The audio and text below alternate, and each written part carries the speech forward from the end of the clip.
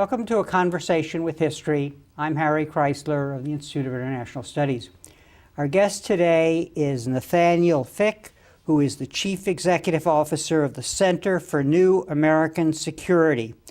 Prior to joining the Center, Fick served as a Marine Corps infantry officer.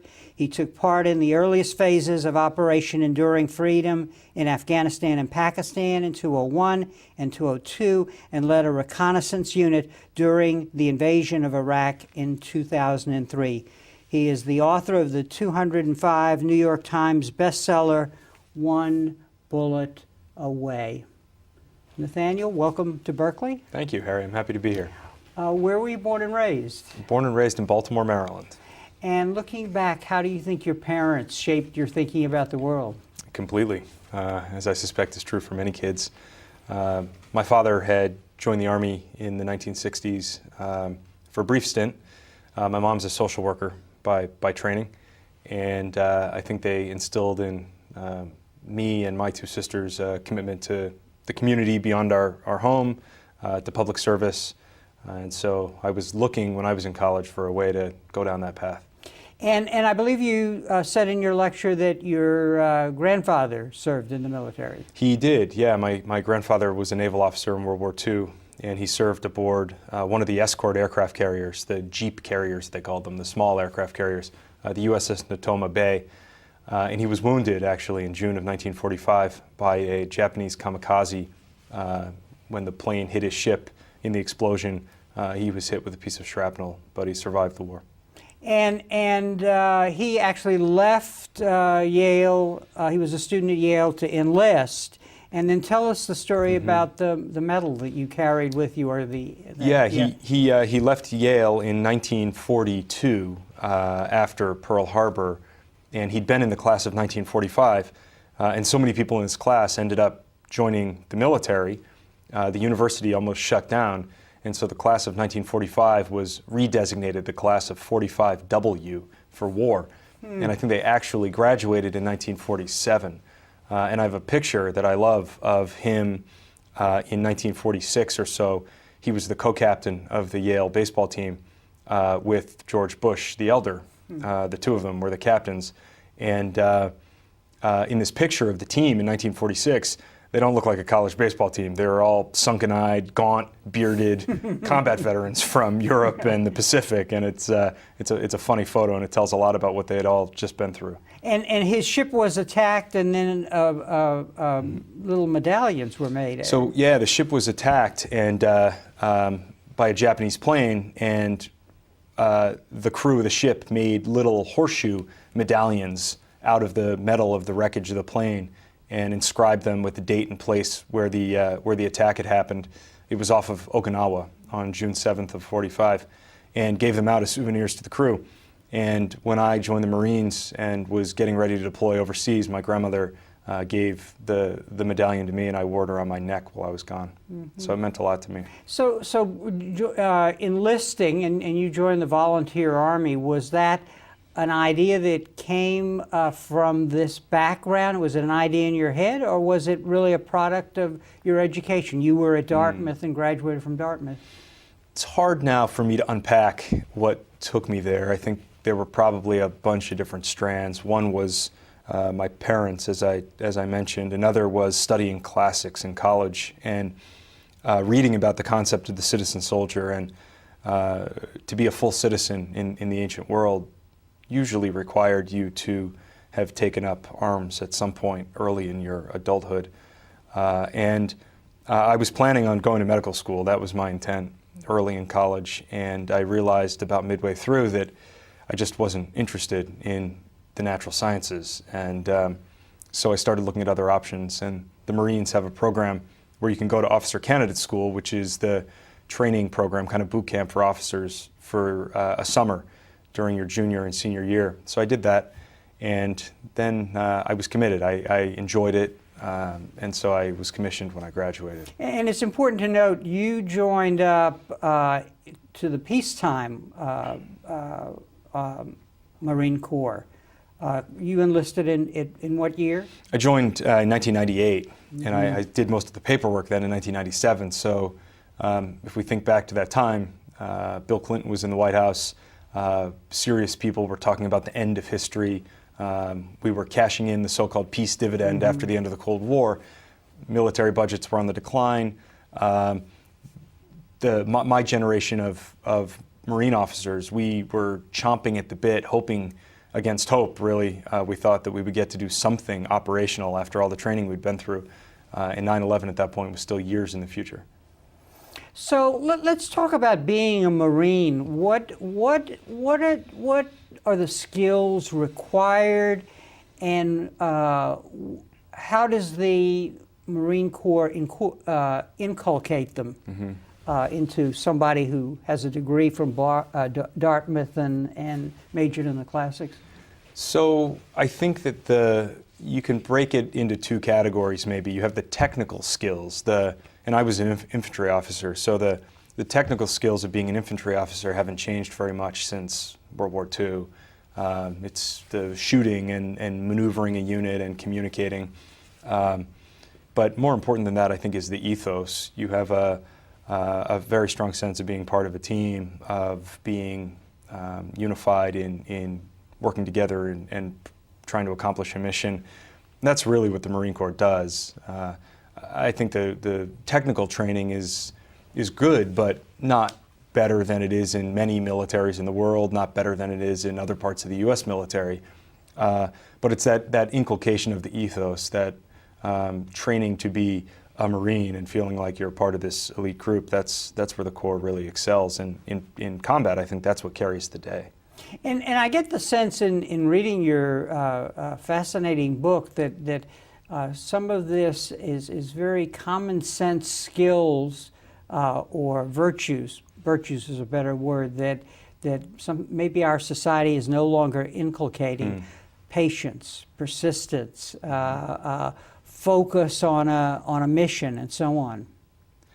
Yeah, I think so. And I've been amazed since leaving the Marines and going to graduate school and now running a business at how rare some of the fundamental leadership qualities are that I thought in the Marines were everywhere.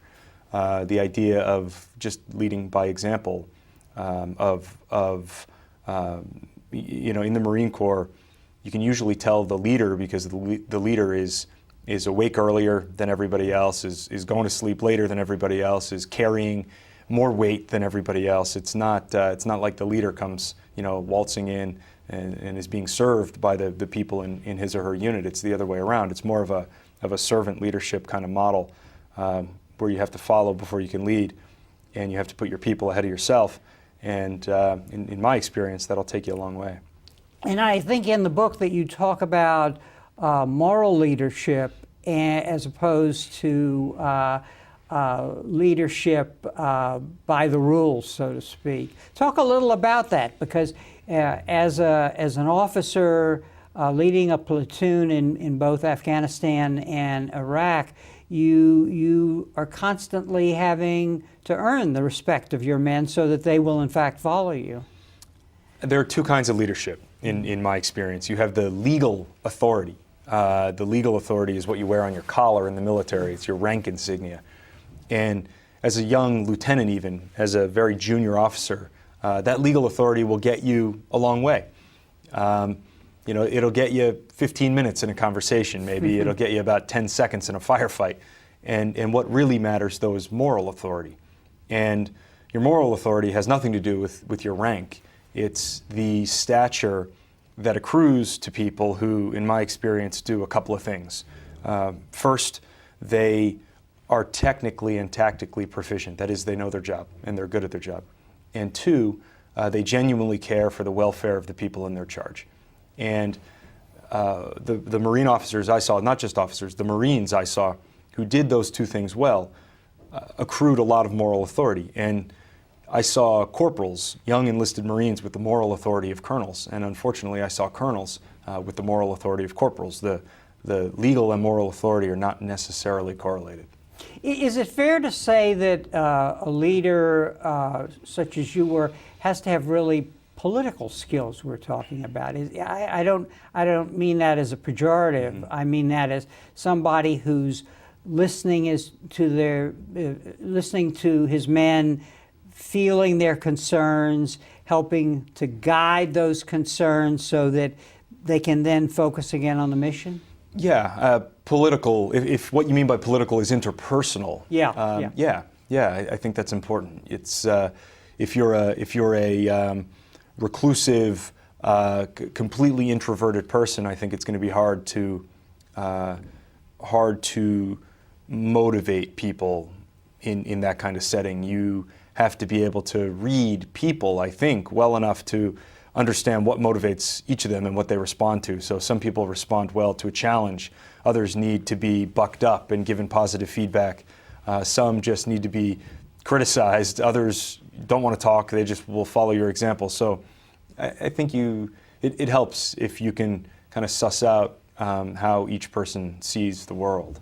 Now, what in the Marine Corps, what separates an officer from his men? Is it that you've acquired these skills to a more advanced degree? Is it the education you bring to the Marine Corps? Who become the leaders? Who remain the followers? Well, in the Marines, I wouldn't draw the distinction between officers and enlisted as between leaders and followers. The simple distinction is that officers have at least a bachelor's degree, and most of the enlisted Marines don't. So typically, if you graduate from high school and enlist, you are then an enlisted Marine. If you graduate from college, you're commissioned as an officer, and that's the track you're on. But there are non-commissioned officers, so enlisted Marines who, after 3 or 4 years, have risen far enough through the ranks that they become corporals, NCOs. And the NCOs, the corporals, the sergeants, the staff sergeants and gunnery sergeants and so on, they're really the backbones of the Corps. They are the day-to-day, kind of block-by-block leadership in a small Marine unit. And so I would say that their leadership, even though they're not technically commissioned officers, is every bit as important to the functioning of a Marine unit. Mm-hmm. Now, as the nature of war changes, it seems that the skill set becomes more and more complex. It's not as if you're fighting World War II-like battles. We're going to talk more about how warfare has changed, but I'm just curious, how is this, in your view, changing the skill set that has to be developed and is developed? It's getting a lot more complex. Mm-hmm. And unlike many organizations that have the luxury of choosing their mission, the military doesn't. So just because warfare evolves and a new set of responsibilities is added to the military's list of tasks at which it has to excel, it doesn't mean that something else is taken away. So it's additive. And young officers today, I think, have to be proficient in a wider range of skills than even my generation had to 10 or 12 or 15 years ago. It is getting more complex, and it is evolving, and we need to adapt, and yet we need to retain those core capabilities too. So yeah, I agree. It's unlikely that we're going to see some sort of conventional World War II style fighting, and yet it's a real risk if we choose to get rid of that capability, and so I think we would be wise and well advised to retain it. But we also have to do the counterinsurgency sort of training and understand how to accomplish those missions as well. Mm-hmm. Now, at its core, a military mission is about fighting and shooting and being shot, taking territory. You start with that, but these other skills in this new kind of nation-building mode are much more relating to people, seeing their concerns, and so on. If you think about that decision-making process, that must be pretty complex for the soldier on the ground to incorporate, both modalities. Yeah, counterinsurgency warfare, wars like are being fought right now in Iraq and Afghanistan, are governed by a series of paradoxes, it seems. So the idea that often the more you shoot, the less effective you are. The more of the enemy you kill, the worse off you are.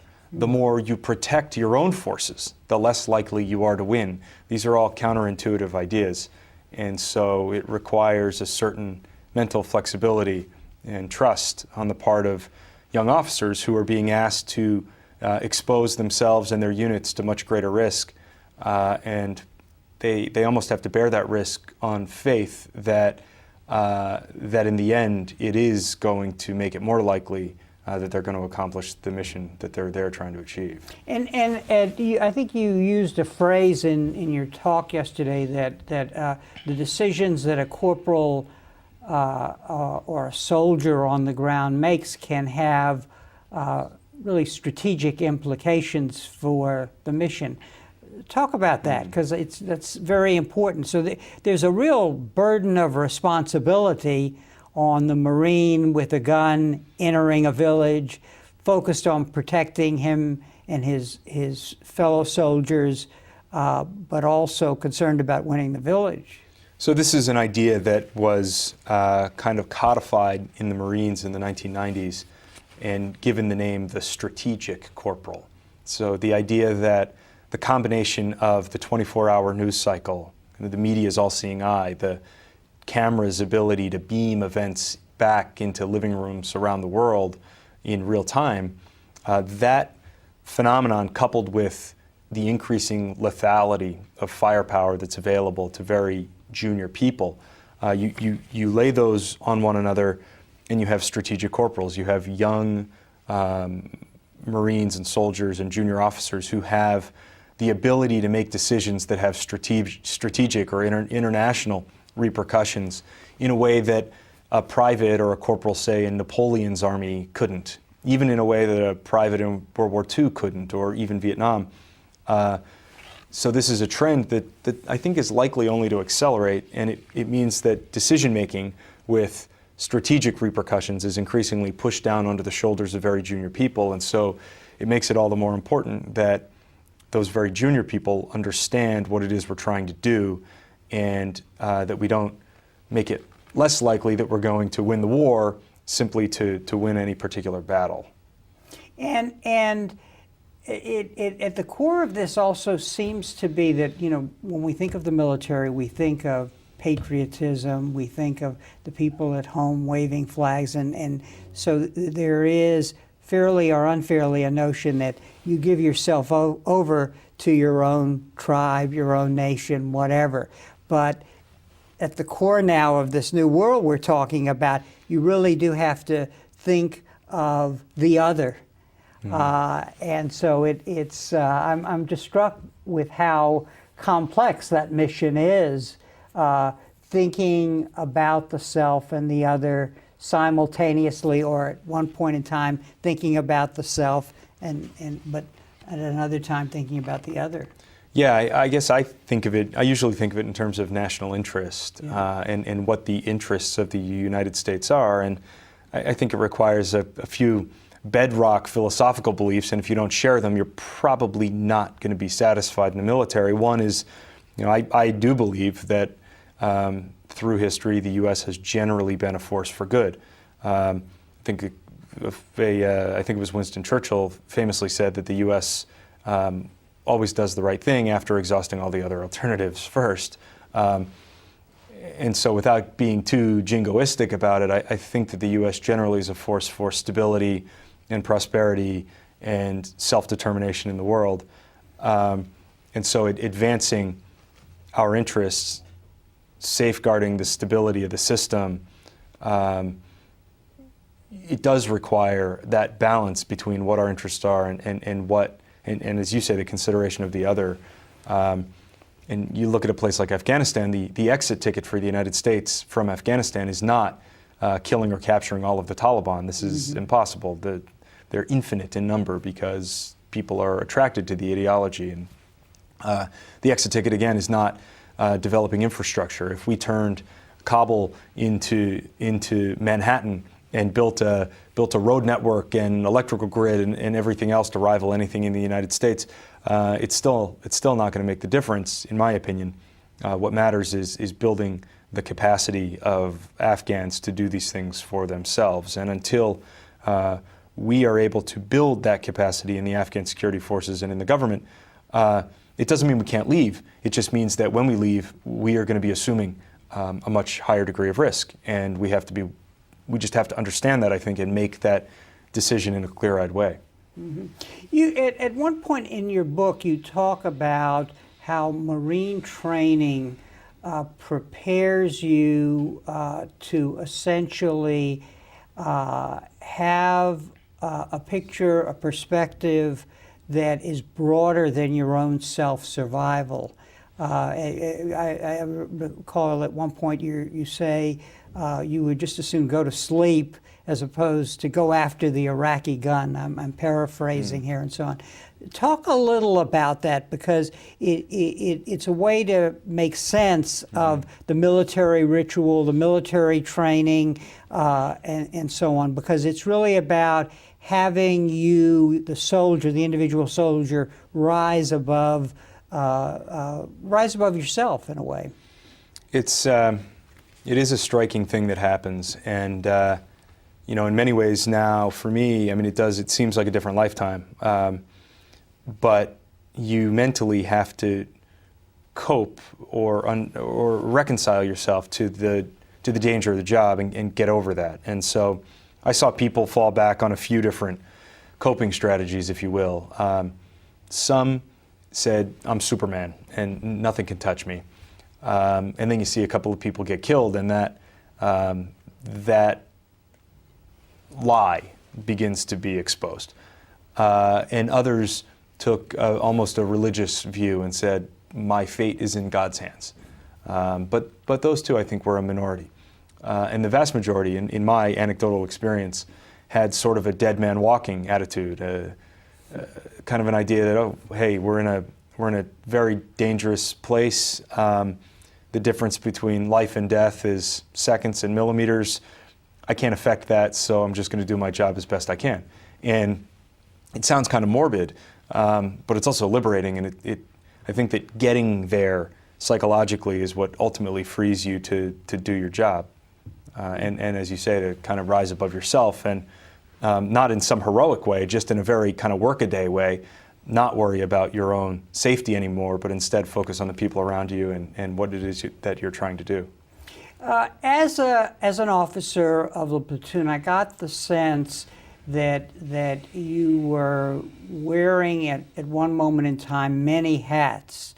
You were concerned about your men and getting them through what they're going through. On the other, so looking at them as they surround you, and the fact that they're dependent on you as their leader. But then looking up to your superiors who are giving you the tasks that are required by the mission, you are sort of sometimes caught in a crossfire where you see the contradictions in those two roles. Talk a little about that, because it's you obviously had to develop survival mechanisms, not just for the bullets that were coming at you, but these very different pressures that were upon you. Junior officers are in a very interesting position, the lieutenants and the captains by and large, because they are senior enough that they have a little bit more visibility. They see more of what's going on. The blinders that are on their eyes are a little bit wider. But they're junior enough that they're still sleeping alongside the men, fighting alongside the men, carrying rifles along with the men. And so there are bridges, in a way, between these two worlds, the more rarefied world of the commanders and the pieces moving on maps, and then the kind of bloody, dirty world where the war is being fought. And the junior officers are the link between the two, and so they have to function in both. And loyalty runs up and down the chain of command. I felt very strongly that I had a duty and an obligation to give my commander options, not to tell him what I couldn't do, but to tell him what I could do, and to find a way to accomplish what he needed me to accomplish. But at the same time, I had a sacred obligation not to spend the lives of my Marines cheaply. We were all willing to put ourselves at great risk, but let's do it for a good reason, not for some lark or some ill-considered mission. And so it's a balancing act. And I was taught in my training in the peacetime 1990s that we had two competing, not competing, but two equivalent obligations. One to accomplish our missions and the other to take care of our troops. And in combat, my experience was that they can't be equivalents. You can't do both. At any given point, you're making a point decision that's prioritizing one over the other. You're prioritizing mission over men or men over mission.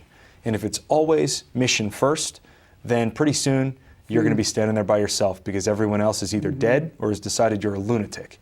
And if you always prioritize the men over the mission, then you might as well stay at home and play basketball. So you have to strike a balance there. There's no formula for it. I didn't get it right all the time, but you try to get it right more than wrong, and I think that's the fundamental challenge for junior officers, particularly, is striking that balance between mission and men. And in your book, and I should show the book, and we will show it again, one bullet away. It's quite a read, and you've done a wonderful job there in capturing all of these tensions and so on. And looking at the mission side of this, you write, I was still conditioned to accept senior officers' decisions, regardless of their stupidity, criminality, or inhumanity. And I'm just reading this because it really shows the frustration, that you could be feeling at a particular point. Those cracks in my trust were getting wider, growing into chasms, filling with fear and rage, sorrow and regret. I felt impotent, but I wasn't powerless. I had an assault rifle in my hands, and I won't, and then you go on to say, there are thoughts in your mind that you're so strong, or your feelings for your men under you, but you hold back and you come to live with that tension. Yeah, it's tough. In a way, it's surprising that in such an emotionally charged atmosphere, where everybody's carrying a gun, it's almost like it's mutual assured destruction. There's kind of an uneasy detente. It's like it's like being in a saloon in New Mexico in 1895. Everybody has a 6-shooter on their hip, and so you kind of eye one another carefully. But I did feel that way at times, and it's the most powerful emotion I've ever felt in my life, because you're literally trading in human lives. And again, you just have to find a way to square the circle and find a way to strike a balance. And if you can't, then you get fired, or you get relieved, or maybe you get fragged by your own men. You just have to find a way to balance and achieve the mission, respect the seniority of your commanders, and take care of your people. And in my experience, the vast majority of the guys I serve with were able to do that. There's a perception outside the military that it's all saluting and yes sir, no sir, and goose-stepping around doing what you're told. I think it's much more nuanced than that. And you have people who are making tough decisions within, and they have a lot of room to compromise. Now, looking to the men who are under you and around you, and dealing with the other side of the equation, you have an interesting discussion of storytelling. That part of your role is to, after a mission, to sit and talk with them, let their feelings. You make a very fascinating point that people have very different pictures, stories of what actually you all just went through. Even you're not sure sometimes of your own senses about things. But talk a little about that, because that's how you implement the other side of this very complex role, is listening to your men, talking with them about what went wrong, and thinking about how you can improve the teamwork in the future. One of the things the military does very well as an institution is debrief. And that means taking a pause after an operation and hashing out what happened, figuring out what went right, what went wrong, and then learning from it. And I think that most organizations benefit from that, and few organizations do enough of it. But the military does a lot of it. It's ingrained in the culture. And it is one of the hats that you wear as a junior officer. Sometimes you're big brother, sometimes you're mayor, you're disciplinarian, you're whatever, but you're also coach. And so this is sort of the chalk time where you get around the chalkboard and you say, okay, here's what I saw, what did you see? And it is stunning sometimes to realize how little what you remember,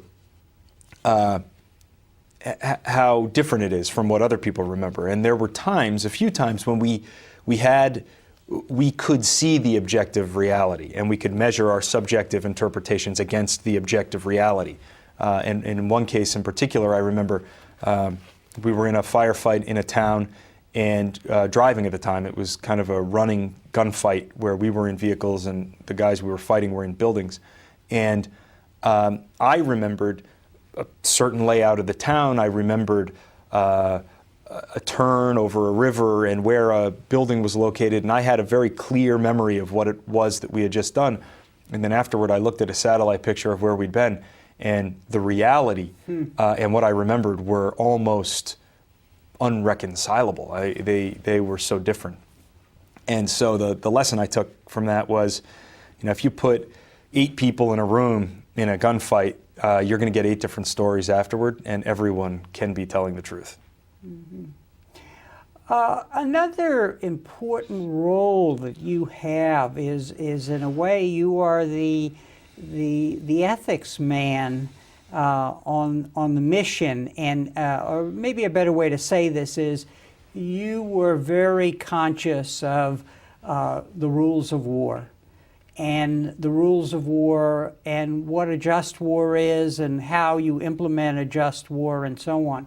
So I want to talk a little about that, because you are presented with ethical dilemmas embedded in this crossfire between the people around you and the people who are giving you orders, and that was something you dealt with, but you bore the burden of that. Talk a little about that. There is a case where, as I recall, and it's a complicated book, so I can't remember the name of every village or every bridge, but in which the rules of engagement was suspended because it was believed by your superiors that this was a very dangerous situation, which meant that your men were firing and then some innocents were wounded. Talk a little about that and both what led you to act in the way you did, but also the moral dilemma it presented to you after the fact. Yeah, I think that as a unit leader at any level, you have to be the moral compass to some extent, and people will follow the example you set. You can establish a command climate that is either tolerant of civilian casualties or intolerant of civilian casualties, because there's no clear line.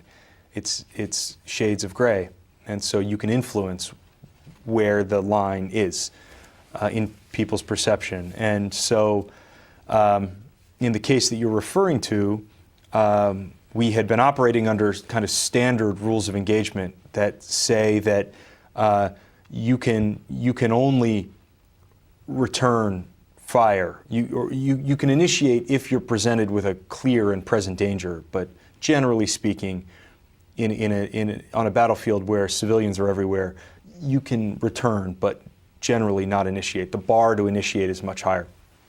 And so we were ordered to seize an airfield, and an Iraqi military airfield. And there were reports that there were tanks on this airfield and other heavy equipment with a lot of firepower.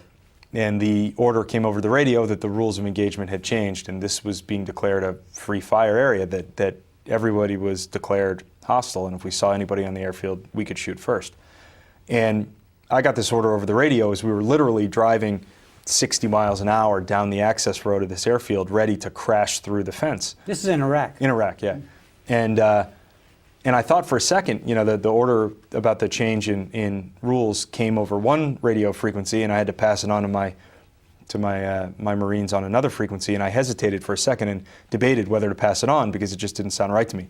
But I did pass it on, and I assumed that somebody above me in the chain of command had a good reason for making the change.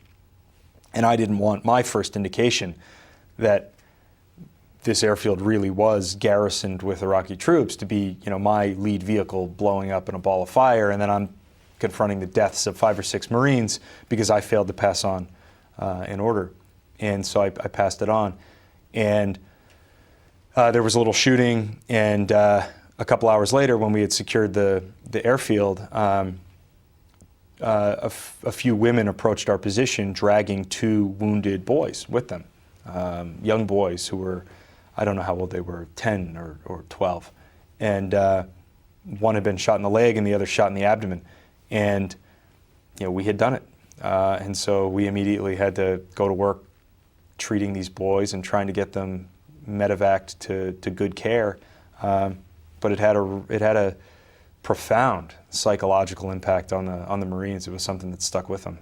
And you incorporate that, you learn from that, but you have to go on, right? I mean, you can't. Yeah, you can't raise your hand and say I quit. And there was resistance by your superiors to having them flown away. That is, the young boys to be treated and so on. Yeah, there was very bad weather at the time, and so there weren't a lot of helicopters flying, and there were Americans being killed and wounded, and so they said, hey, the priority goes to us. We're not going to take care of these boys. And I said, look, this, you don't understand. It's not only about the boys. This is about us. If you fail to evacuate these boys, you're psychologically damaging a whole group of Marines and compromising their ability to fight again tomorrow. They have to believe in the system. They have to believe that if we screw up, we're going to be accountable, and we're going to do our best to make it right. And if you look the other way and ignore it, then believe me, you are hurting us. You're hurting our ability to fight. And that argument eventually prevailed, and we were able to evacuate the boys. And you say that you saw it as your job to really, in the realm that you controlled, really to impose as much of an ethical order as possible. I'm paraphrasing you now. Yeah, I mean, I try. I don't think I did it to any greater extent than most of the people around me. But yeah, I think it's important for a few reasons. One, it's important to our mission. If we are seen as, we can't compromise our ideals in the course of claiming to defend them. And so I think that's important from a military mission standpoint. I think it's also a moral obligation that all of us have. And I think that it also is a duty. You have a duty as a leader to ensure that the people you're leading are going to be able to look themselves in the mirror for the rest of their lives and trust that they had done the right thing. And I don't mean at a strategic level. I don't mean the decision to go to war in Iraq or any of that other stuff that we couldn't affect, but how we could affect our one little slice. I felt that I couldn't put my Marines in a morally untenable position where they were choosing between evil and evil. They had to be able to find a way through that was going to leave them psychologically intact.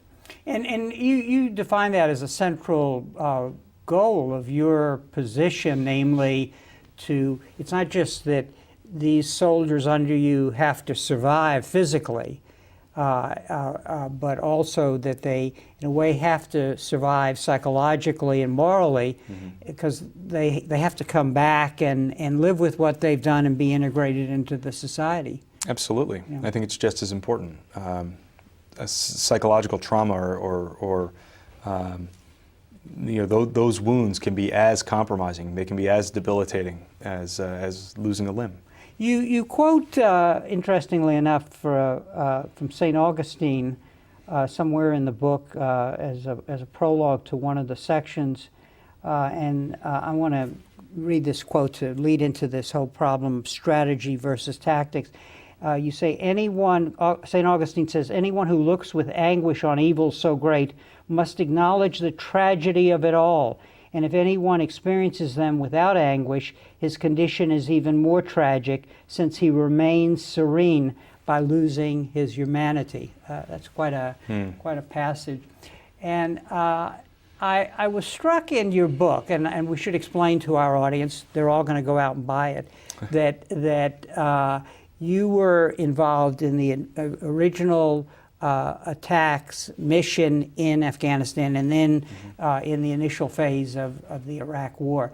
And there is, in Afghanistan, a very important turning point, which you describe very well. Your soldiers are positioned to go into Tora Bora, where it is believed that Osama bin Laden and Dr. Zawahiri have escaped after the American attack and the attack by the Northern Alliance.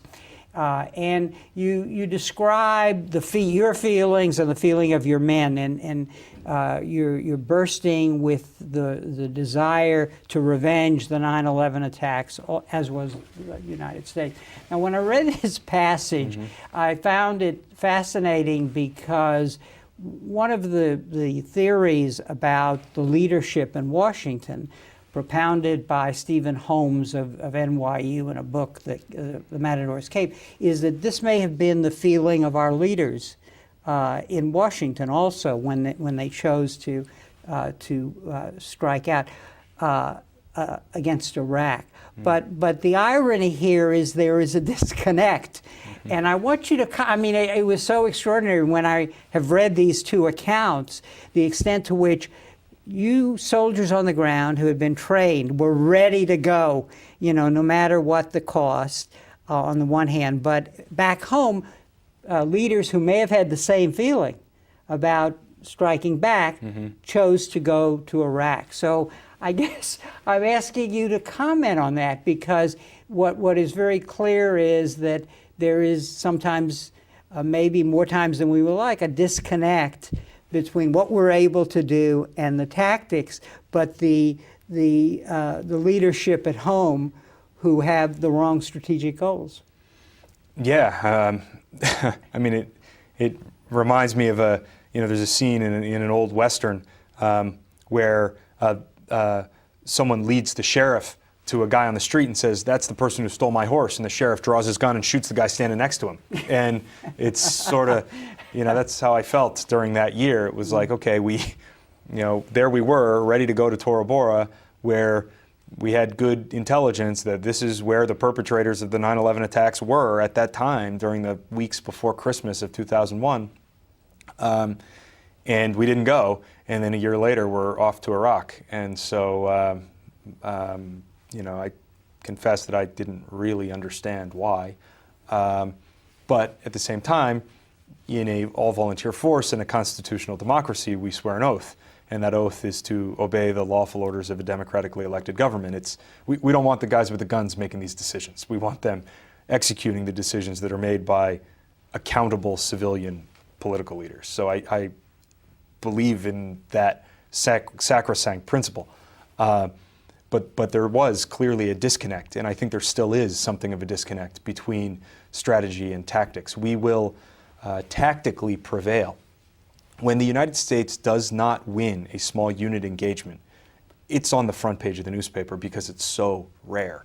There was an outpost overrun in Afghanistan in the summer of 2008, and I think 11 Americans were killed. And it was big news and the subject of a major investigation that lasted several years, because this is exceedingly rare. We win at the tactical level. And unfortunately, we can have all the tactical victories in the world, but it doesn't guarantee strategic victory. And so I think we need to have a serious conversation in this country about what it is we're trying to do. One of my favorite quotes is from Nietzsche, who says that the commonest form of human stupidity is forgetting what it is we're trying to do. So we can win every little fight in Afghanistan and every little fight in Iraq, but what is it that we're trying to do? What is the world that we're hoping to have 10 or 20 or 50 years from now? And so there is a major disconnect between strategy and tactics in this country right now.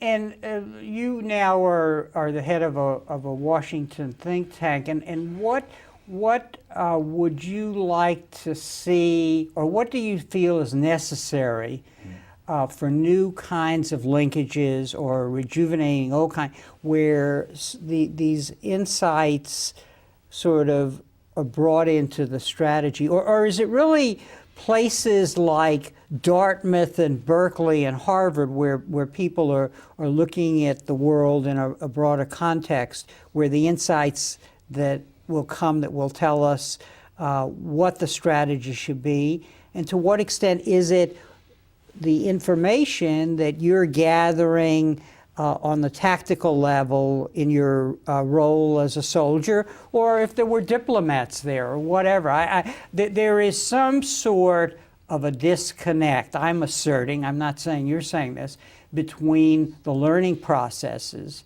that are involved in at the strategic level, in the United States. We are not reflecting and learning in the way you are describing what's happening on the ground in war. I think we in the United States often forget or fail to see how we are perceived abroad. And we assume or presume that we are operating with good intentions and we mean no one any harm. And that's not the way it's seen by many. And I think that a degree of humility in our foreign policy is wise. I think it's also strategically beneficial to us, because if we are too arrogant, if we are too forceful, we provoke a backlash against us, a counterbalancing against us that has the net effect of hastening our decline in relative power. And I'm interested personally in sustaining our power. But sustaining our power doesn't mean going forth and killing all the dragons. It means marshaling all of the resources of this country, the cultural resources, the economic resources, the diplomatic resources, and the military resources, but not primarily the military resources, to preserve a system that has been, in my view, on balance, positive for most of the world for a very long time. And unfortunately, it isn't human nature to have a system of equivalent number twos. Somebody's going to be number one. And I don't look at the world right now and see a potential number one that is more benevolent than the United States. I don't see it. And so I am interested in preserving American power, but not the mailed fist of American power, but a softer power that has attractive, that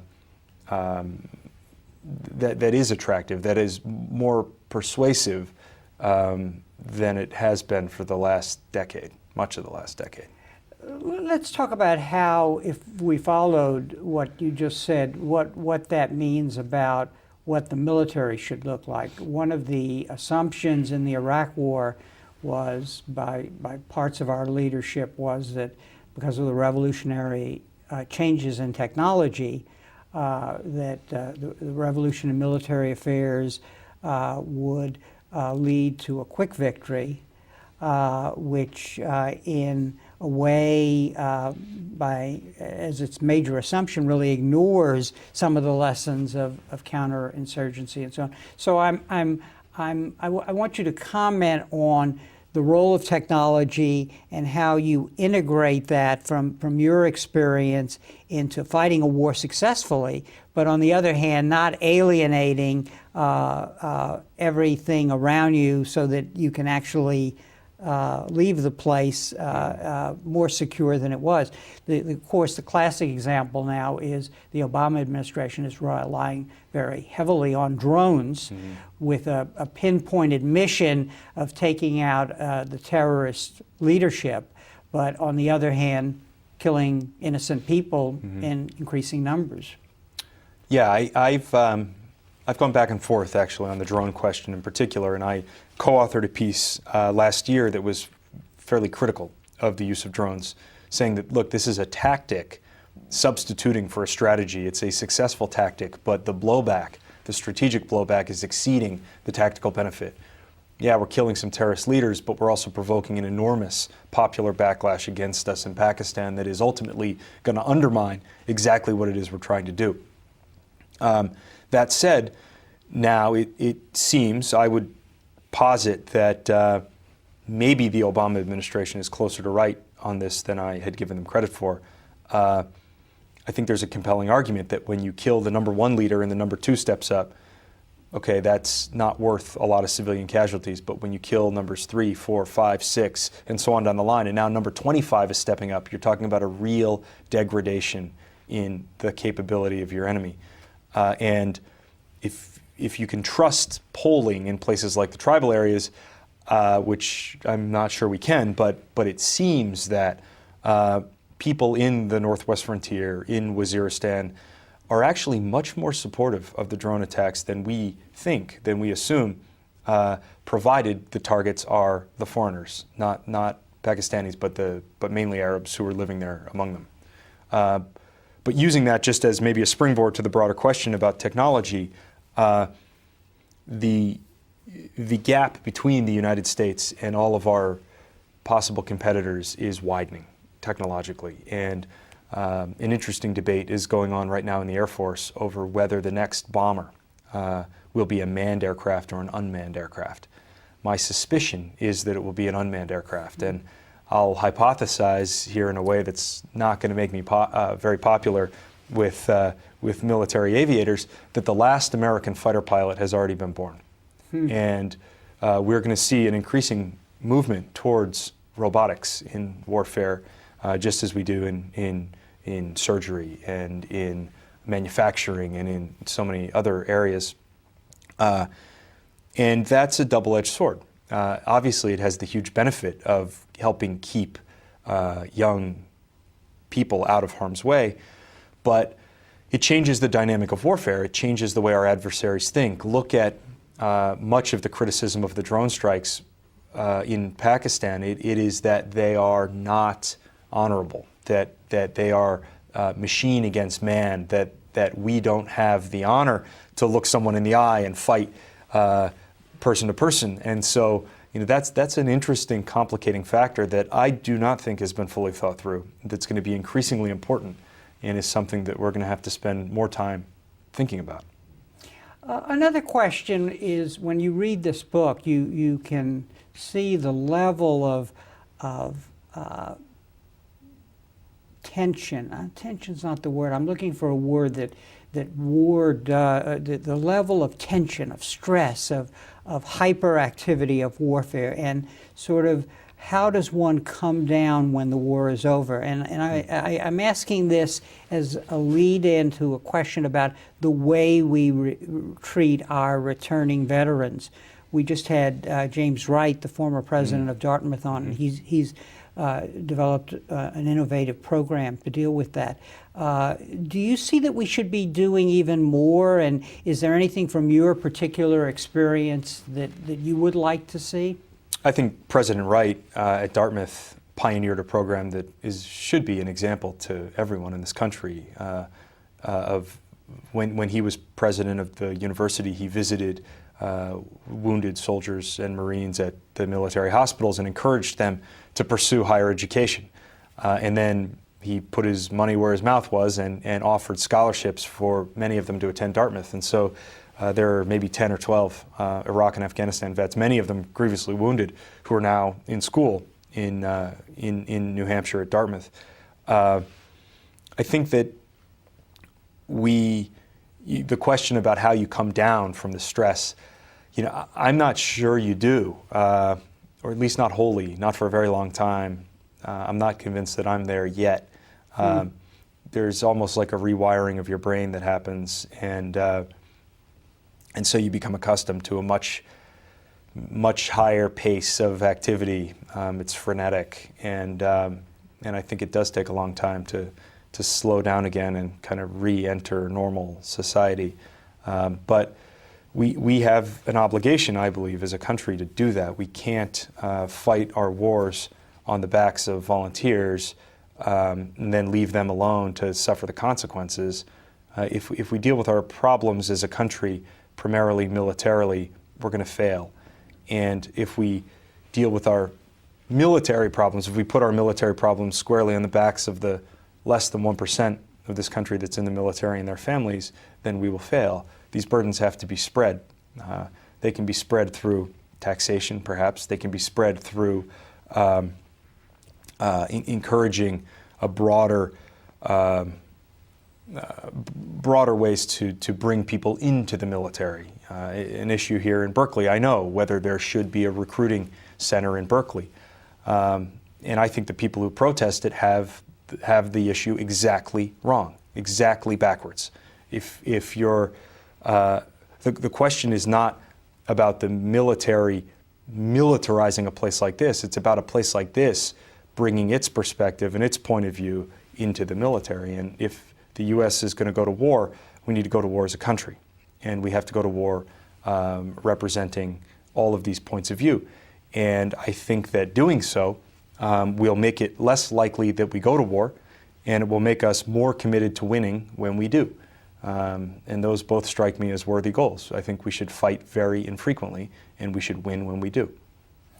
One final question, and I guess I often ask how students should prepare for the future, but I think I'd rather, which we can get to, but I'm curious, what courses do you wish you had taken at Dartmouth, or even if they weren't offered, you wish they had, that would have helped you with this experience, both as a writer and as a soldier? And that's an entree to how you think people who are interested in the military should prepare for the future. Yeah, I wish I'd taken more literature courses. I was wrapped up in, I was a classics major, so not exactly a pre-professional degree. I wasn't studying accounting or something that was really directly transferable. But I do think students sometimes get caught up in the job question. What am I going to do? How can I best prepare myself for a job? And I think that's the wrong question. I think it's how can I best prepare myself for life? How can I think about problems in an interesting way? And a good way to do that, I think, is vicarious experience, to learn from vicarious experience, to learn from people who went before you, people who made mistakes before you. Studying history is a useful way to do that, but I think also studying literature that kind of plumbs the depths of human emotion and gets at some of the hardest questions about life and death and good and evil. And so I would have taken, I think, maybe an even more philosophical approach to things, and just trusted that if you work hard and you do well, you're going to be able to get a job. So maybe spend a little more time thinking about the bigger questions. Well, on that note, Nathaniel, I want to thank you for being here and for coming to the campus to be the 2010 Nimitz Lecturer. Let me show our audience your book again. It's a great read, and it really gives one a feel for the dilemmas and the emotions of fighting a war. Thank you. And thank you very much. Well, it's a pleasure to be here. Thank you. And thank you very much for joining us for this conversation with history.